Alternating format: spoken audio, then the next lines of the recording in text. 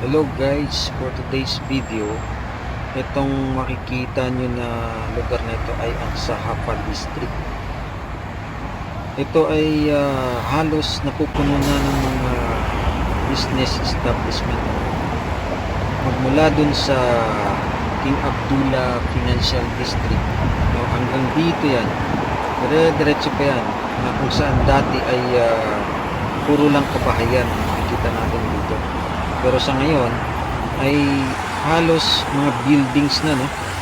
Pero dito isang malaking hospital, private hospital dito sa diyan na pinakamalaking private hospital. So ang sinasabing pinakasentro talaga is yung Ulayan, no? Na nandoon ang Kingdom Tower. Pero dahil nga sa mas progresibo itong Sahapa District, parang ito na yung nagiging sentro. Yan po ang for today's video. Maraming salamat po sa inyong lahat.